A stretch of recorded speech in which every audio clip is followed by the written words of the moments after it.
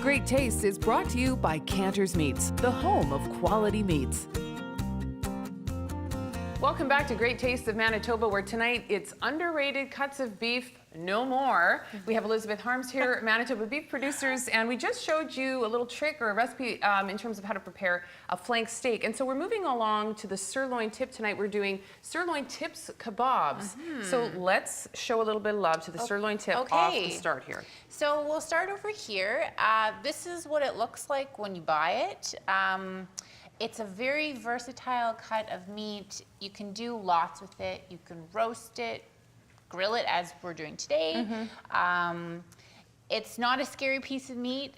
Like I said, you can do tons with it. It's a little bit like the flank steak, right? Yes. And now, is it the same reason that it is an underrated, for the same reasons that the flank steak is kind of? A little, yeah. I mean, sometimes people see something in the store and they don't recognize it, or they don't really know what to do with it, so they don't buy it. That goes for a lot of things, not just beef, right? Like a lot of things, like I'm not going anywhere near that. Yeah, but for sure. So, okay, so we're gonna do away with all that with our sirloin tip tonight. Yeah, so we've got this piece of meat and now we're gonna cut it into some pieces, which I've got here. Very easy, about 1-inch pieces. Just cut it across and then cut those into little blocks. So there's no particular way that you need to, No, okay. No, I mean, we're putting them on skewers, right? So you don't want it to be huge pieces, but you don't want it to be tiny pieces either. So something like a mouthful. Okay. Good mouthful. All right. Yeah. Now, do you put that in the fridge prior to as well, to kind of like you did with the flank steak to cut? No? No, okay. I mean, you would put it in the fridge to keep it cold, but not to actually make it easier to cut or anything. Because we're marinating this. Yes, we are marinating this.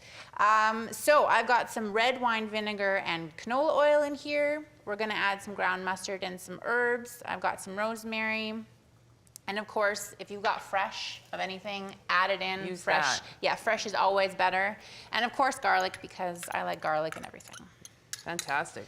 Yeah. Okay, so we stir that up. Yep. Give it a quick stir. And I bet I know what you're going to do with that. So how long do you marinate this?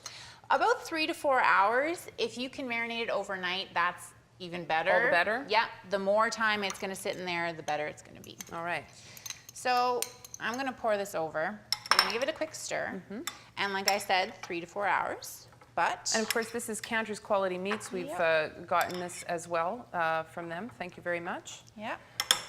All right, so I'm gonna hand these to you. Do you want to? Is it time to flip? Maybe give it a peek. We've got some in progress here. Yeah. Okay, actually, I'm gonna. While you do that, I'm gonna start building these. What do you think?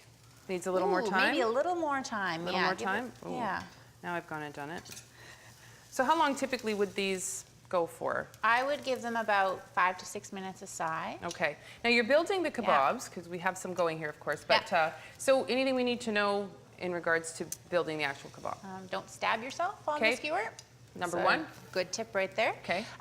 You can put anything on the kebabs. I've got some great colored peppers, bell peppers, and some red onion to give it even more color. Peak of the market, local veg, again, onion, and well, actually we've got a couple, 3 different colors of peppers. Very nice. Also am putting some lovely cherry tomatoes on there. That's a personal favorite of mine.